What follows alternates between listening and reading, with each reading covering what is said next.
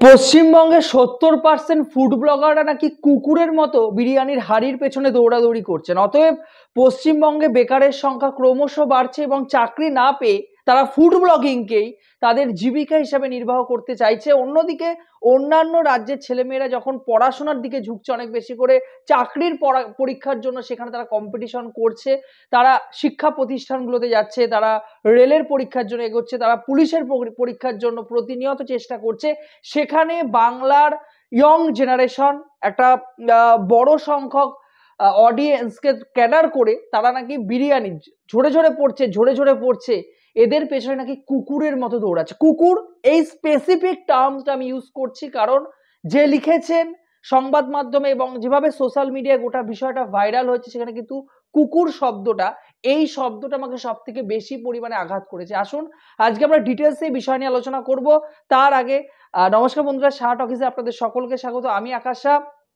আপনারা জানেন movie review channel হওয়া সত্ত্বেও আমরা কিন্তু সামাজিক দিক থেকে মেনলি যে বিষয়গুলো ট্রেন্ডিং টপিকসে চলে আর কি, সেই বিষয়গুলো নিয়ে কিন্তু আমরা এই চ্যানেলে আলোচনা করি। তো অবভিয়াসলি আমার মনে হয় যে সমাজ মাধ্যমে যে বিষয়গুলো দেখানো হচ্ছে এই মুহূর্তে সমাজে যে বিষয়গুলো আমাদের ক্ষেত্রে প্রভাব ফেলছে সেগুলো কিন্তু একজন দর্শক হিসাবে বা মনে হতে পারে একজন নাগরিক হিসাবে আমি কিন্তু উপেক্ষা করতে পারি না। তাই কিন্তু এই বিষয়টা নিয়ে আপনার সাথে আলোচনা করতে আসলাম। দেখুন, সব থেকে বড় বিষয় যখন কোনো একটা কিছু নিয়ে পরিবর্তন ঘটে, রেভলিউশন আমরা বলতে পারি, সোশ্যাল মিডিয়া আসার পরে, মেনলি আপনি যদি বলেন ইনস্টাগ্রাম, ইউটিউবের যে বাড়ন্ত যেটা, সেটা 19 সালের পরবর্তীতে করোনার সময় অনেক বেশি পরিমাণে বেড়ে যায় এবং এখান থেকে যখন বেশি পরিমাণে একটা টাকা আয় করা যায়, একটা ভালো পরিমাণ অর্থ যখন উপার্জন করা যায়, তখন কিন্তু অবভিয়াসলি একটা দর্শক এখানে রয়েছে, অডিয়েন্স রয়েছে, সেরকমই কিন্তু এই মাধ্যমের কন্টেন্ট ক্রিয়েটারও কিন্তু জুটে যায়। আপনি যে কোনো মাধ্যমে বলুন না কেন, এবারে বুঝতে হবে যে ফুড ব্লগিং এই মাধ্যম বা এই জনারটাকেই কেন ছেলেমেয়েরা বেশি বেছে নিচ্ছে। এর অনেকগুলো কারণ রয়েছে। কারণ দর্শক হিসাবে আপনাকে বুঝতে হবে আপনি কিন্তু খাবার এই বিষয়টাকে কখনোই উপেক্ষা করতে পারেন না। আপনি যখনই কোনো খাবারের, ভালো খাবারের ছবি দেখবেন তখনই কিন্তু এই ভিডিওটা ক্লিক করতে বাধ্য হবে। যখনই ক্লিক করবেন তখনই কিন্তু অপর পক্ষে যে কন্টেন্ট ক্রিয়েটার কি, সে কিন্তু সেখান থেকে ভালো পরিমাণ টাকা উপার্জন করতে পারবে। কত টাকা উপার্জন করতে পারবে, কেমন তার ইনকাম হবে, তার এক মাসে $100 জমে কিনা, সেগুলো এখানে বিচার্য বিষয় নয়। বিচার্য এই বিষয়টা খুব কম সময়ে দর্শকদের কাছে কিন্তু পৌঁছে যাওয়া যায়।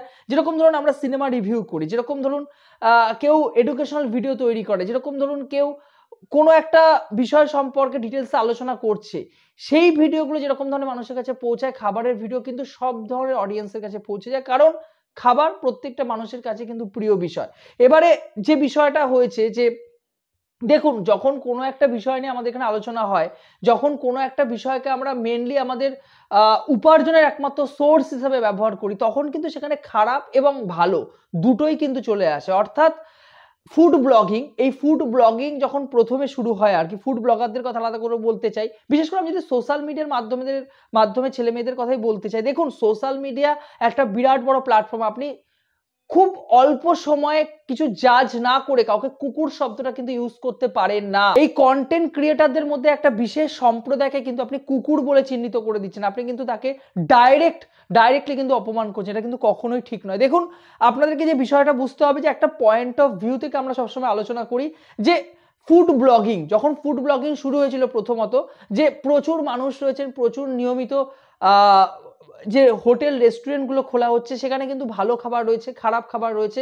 একজন মানুষের পক্ষে কিন্তু সমস্ত রেস্টুরেন্ট বা হোটেলে গিয়ে খাওয়া সম্ভব নয়। ফুড ব্লগাররা সেখানে যান, সেই খাবারগুলোকে চেক করেন, তাদেরকে বিভিন্ন সময় স্পন্সরও করা হয়, কিন্তু তারা খারাপ এবং ভালোটা আমাদের সামনে তুলে ধরেন। এবং আমি একজন খাদ্যরসিক মানুষ, আমি যখন খাবো সেখান থেকে বিচার করে যে হোটেলে ভালো, কম দামে ভালো খাবার আমরা পাবো, সেখানে কিন্তু সেই ফুড ব্লগারদের খাবার দেখে যাব। কিন্তু যখন আমি বললাম, আবারও বললাম, একটা পয়েন্ট অফ ভিউ থেকে খারাপ এবং ভালো আমরা বিচার করছি, যখনই এখানে কম্পিটিশন এসে গেল না, যে প্রচুর মানুষ এই ফুড ব্লগিংকে তাদের কেরিয়ার হিসেবে বেছে নিল, তখনই আসলে এখানে সমস্যা। কারণ এখানে কিন্তু কম্পিটিশনটা এখন মূল বিষয়। এখানে নন্দিনীদের হোটেলে কে যে খাবারের থেকে কে বেশি সেখানে যে ডিবেট করবে, কে বেশি সেখানে যে বিতর্ক সৃষ্টি করবে, সেখানে কিন্তু বেশি পরিমাণে ভিউজ। কারণ বাংলার দর্শক, রাজনৈতিক যে দর্শক রয়েছে, রাজনীতির দর্শক, বাংলার দর্শক রাজনৈতিক দর্শক হবে। এই কারণেই বলছি, আপনি ডিটেলসে বোঝার চেষ্টা করুন। কারণ বাংলার দর্শক কিন্তু রাজনীতি দেখতে ভালোবাসে, রাজনীতির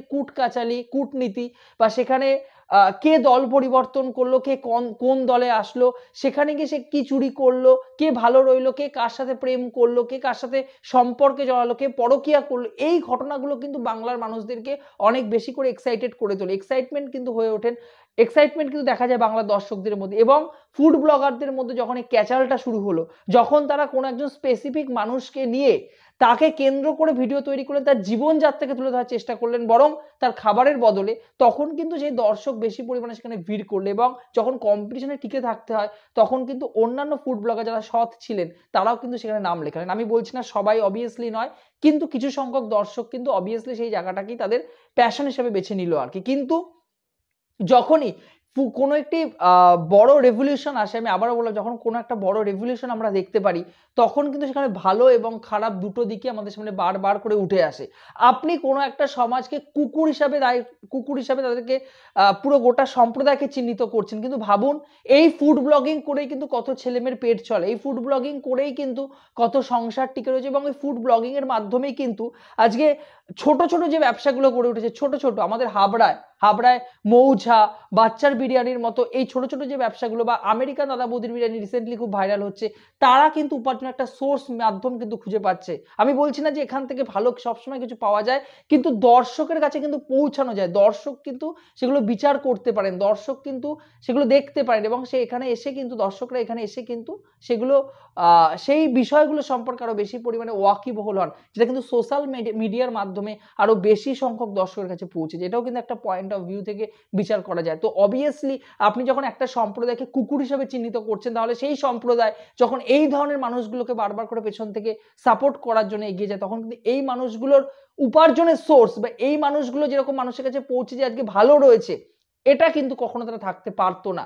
এদের পেছনে কিন্তু অবভিয়াসলি ফুড ব্লগারদের একটা বড় ভূমিকা রয়েছে। শুধু ফুড ব্লগার নয়, যে কোনো মাধ্যমে আমরা যখন সিনেমা রিভিউ করি, যখন কোনো একজন স্পেসিফিক হিরোকে নিয়ে ভিডিও তৈরি করি, কোনো সিনেমা নিয়ে ভালো বলি, তখন কিন্তু যারা সিনেমা প্রেমী তারা কিন্তু সেই সিনেমাটা দেখতে যান। অন্তত 10 জন অডিয়েন্স যদি আমার থাকেন, তারা কিন্তু সিনেমাটা দেখতে যান, সিনেমার প্রডিউসারের কিন্তু লাভ হয়, সেই সিনেমাটা কিন্তু অ্যাপ্রিসিয়েট পায়, পজিটিভ রিভিউ পায়, এবং আরো বেশি সংখ্যক দর্শকের কাছে কিন্তু পৌঁছে যায়। একজন দুজন করেই কিন্তু আরো বেশি সংখ্যক মানুষের কাছে পৌঁছানো যায়, একদিনে কিন্তু কেউ বড় হয় না। আমি আবারও বলছি, এই যে রিলসের দুনিয়ার কথা বলছেন, এই যে শর্টসের দুনিয়ার কথা বলছেন, আমি আগের মমতা শঙ্করের ভিডিওতে খুব স্পেসিফিক আমি বিষয়টা নিয়ে আলোচনা করেছিলাম যে যারা শরীর দেখিয়ে, নিজের অঙ্গ প্রত্যঙ্গ দেখিয়ে সোশ্যাল মিডিয়ায় ভাইরাল হওয়ার চেষ্টা করে, সেই ভাইরাল কিন্তু তারা বেশি দিন থাকতে পারে না। এবং দর্শক আপনাকে কোন পয়েন্ট অফ ভিউ থেকে বিচার করবে, কোন দৃষ্টিকোণ থেকে বিচার করবে, সেটা কিন্তু একটা বড় বিষয়। আপনি যখন আপনার বডি বের করে কোনো রিলস তৈরি করছেন, দর্শক কিন্তু আপনাকে ওই ল্যাম্প পোস্টের নিচে থাকা মেয়েদের মতোই কিন্তু আপনাকে দেখবে, চোখে কিন্তু দেখবে। কিন্তু আপনি যখন কোনো ভদ্রভাবে শিক্ষামূলক কোনো ভিডিও তৈরি করবেন, সেটা কম ভিউ যদি পায়, দর্শকদের কাছে কিন্তু তার আপনার একটা আলাদা অবভিয়াসলি সম্মান তৈরি হবে। তো এইটা কিন্তু একটা বিচার্য বিষয়। অবভিয়াসলি আমি আবারও বলছি, ফুড ব্লগিং বা যে কোনো মাধ্যমে যখন কিছু তৈরি করা হয়, যখন কিছু রেভলিউশন আসে, যখন কোনো নতুন নবজাগরণ আমরা যেটাকে বলি আর কি, সোশ্যাল মিডিয়ার মাধ্যমে যেটা এসেছে রিসেন্টলি, এর ফলে অবভিয়াসলি কম্পিটিশনের ফলে যেরকম এক শ্রেণীর ফুড ব্লগার বা এক শ্রেণীর মানুষ যেরকম নিজেদেরকে নিচে নামিয়ে চলেছে, তারা যেরকম বেশি দিন মার্কেটে টিকে থাকতেও পারবে না, সেরকম যারা মন দিয়ে কাজ করছে, যারা কিন্তু সত্যিকারে খেতে ভালোবাসেন, যারা বিভিন্ন স্পন্সরশিপ বাদ দিন, টাকার বিনিময়ে শুধু নয়, তারা কিন্তু নিজের টাকা খরচ করে সেই রেস্টুরেন্টে খেয়ে যখন আপনাদের রিভিউ শেয়ার করে, আপনারা যখন সেই রিভিউ দেখে খেতে যান এবং সন্তুষ্ট হন, তখন কিন্তু তাদেরকে অবভিয়াসলি সম্মান প্রাপ্য আমাদের তরফ থেকে।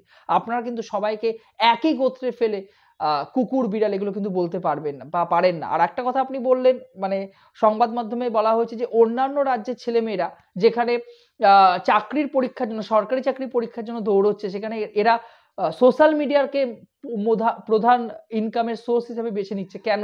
এটা আমি বলবো যে আজকের দিনে দাঁড়িয়ে বাংলার সব থেকে বড় প্রাপ্য যে আমাদের বাংলার ছেলে মেয়েরা কিন্তু অবভিয়াসলি ক্রিয়েটিভ মাইন্ডেড, তারা কিন্তু অবভিয়াসলি নতুন কিছু করতে চায়। ওই বাবা মার তৈরি করে দেওয়া সরকারি চাকরি, বাবা মা তৈরি করে দেওয়া ইঞ্জিনিয়ার, ডাক্তারের এই পদগুলোর থেকে বাইরে গিয়ে তারা যে নতুন কিছু করার জন্য এগিয়ে যান, তাদের মধ্যে যে নতুন কিছু পোটেনশিয়াল রয়েছে, তারা অবভিয়াসলি নতুন ভাবে যে সমাজের কাছে নিজেকে তুলে ধরতে চান, এটাও কিন্তু একটা বড় বিষয়। এই জন্য কিন্তু তাদের অ্যাপ্রিসিয়েশন প্রাপ্য। এবং আজকের দিনে দাঁড়িয়ে একটা ইউটিউব চ্যানেল বা একটা সোশ্যাল মিডিয়া প্ল্যাটফর্মে নিজেকে প্রতিষ্ঠা করা কতটা কঠিন, সেটা কিন্তু আমরা যারা কাজ করছি শুধুমাত্র আমরাই জানি। অবভিয়াসলি সেই ইঁদুরের দৌড়ে না গিয়ে তারা যে নতুন করে নিজেদের একটা আইডেন্টিটি গঠন করার চেষ্টা করছে, এই জন্য কিন্তু তাদের আমার তরফ থেকে একটা সেলুট। এবং আমি আবারও বলছি, যখন কোনো নবজাগরণ আসে, যখন রেভলিউশন আসে, একটা কথাই বারবার করে বলছি, তখন সেখানে কিন্তু ভালো এবং খারাপ দুটোই থাকে। আমাদের কিন্তু ভালোটাকেই সবসময় বেছে নিতে হবে। এই বিষয়ে আপনাদের কি মতামত? আপনারা কি আমার সাথে সহমত কিনা সেটা অবভিয়াসলি কমেন্ট বক্সে জানাবেন।